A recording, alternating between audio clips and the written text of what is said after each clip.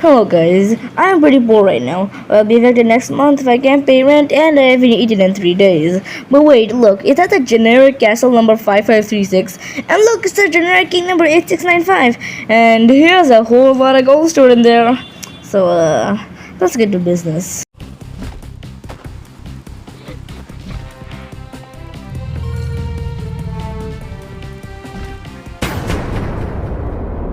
Let's start with the controls. As the name suggests, you drag. Dragging in the left side makes you move and dragging in the right side makes you shoot. Your goal is to reach this chest with 100 gold.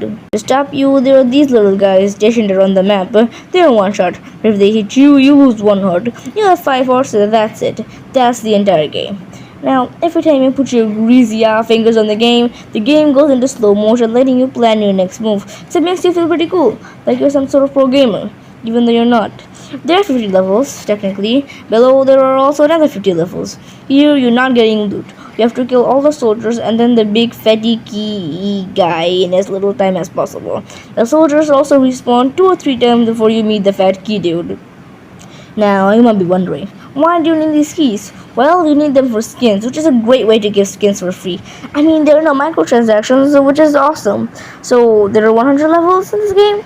Nope, it's infinite. See, after the first 50 levels, you enter this free play arcade mode where you can play infinite randomly generated levels. In this game, there are also different ways to shoot.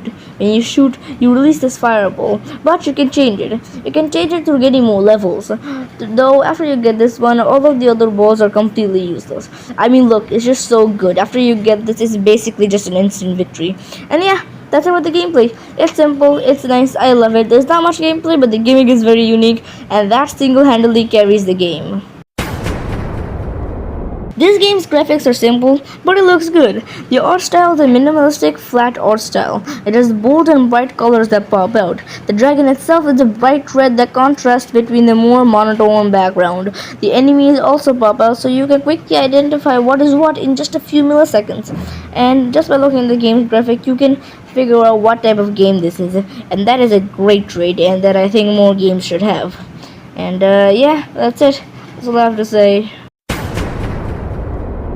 Replayability, in my opinion, is an extremely important aspect of games. If it isn't replayable, it isn't that good. So how replayable is Dragon Boom? So firstly, there were 100 predetermined levels. That's an okay amount of levels, but most levels are only a few seconds long. Where it really shines though is the arcade mode. So let's talk about it.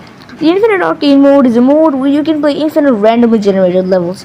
This gives this game a ton of replayability. I really love this approach because the game's unique gimmick is really fun to play around with. If there were just 100 levels, I'd be pretty disappointed because of the wasted potential. This unique gameplay has a lot of potential because it's just fun. That's it. It's replayable in its own nature. No playthrough of the same level feels the same, but you can only play the same level for so long. So this arcade mode is a perfect fix. It just gives the levels so that the main thing, the unique gimmick, can shine. Besides the arcade mode, the other sources of replayability is getting more coins on classic levels and getting a lower time on key levels. Now, even though the arcade mode didn't exist, the replayability of the 100 levels is massive. So the arcade mode provides great replayability. In conclusion, Dragon Boom is a very replayable game and has a lot of content worth checking out. Monetization is the make or break whenever reviewing a game. There could be the best game ever, but if it's not monetized correctly, it's just a bad game. This is especially true for mobile games because most of them are free, so the developers need one way to make that bread. Mobile game monetization has been the subject of criticism for a long time, and it's true, it's horrible. So finding a game that isn't that way is great, and this game is exactly that. Firstly, no microtransactions. A mobile game with no microtransactions is great. It's rare but awesome to find. Everything in this game is bought through keys. Not like there's much to buy anyways. This game solely relies on as for its monetization. And for $1.90 you can disable it. And yeah, that's it. That's all the monetization in the whole game.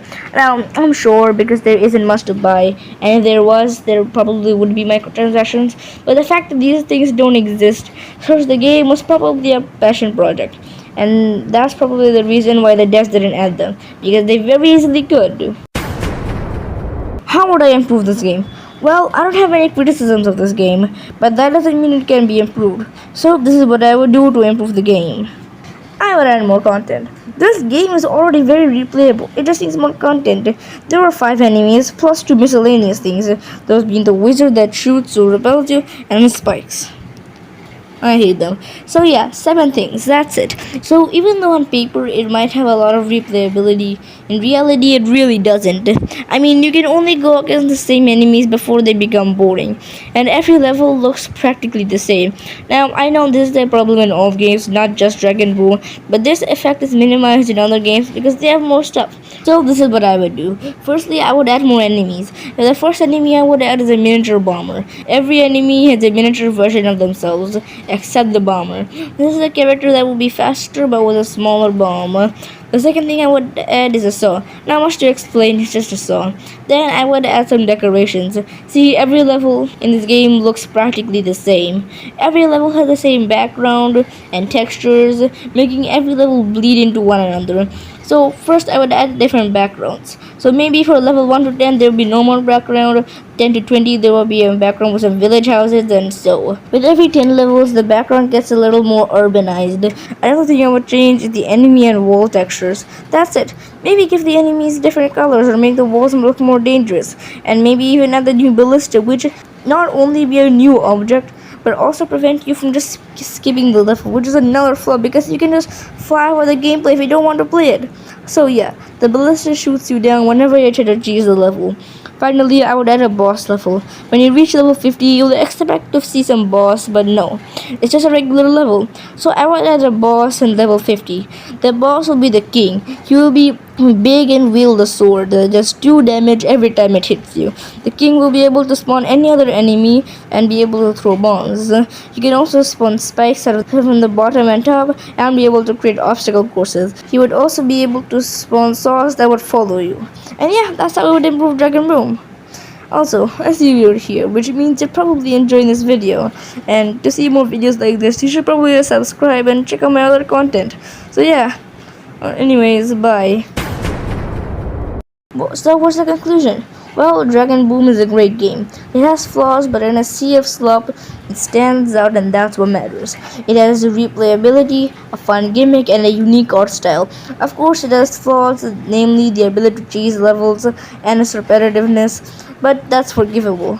I really enjoyed this game, and I give this a good 8.2 out of 10, which I think is going to be a good representation of the game.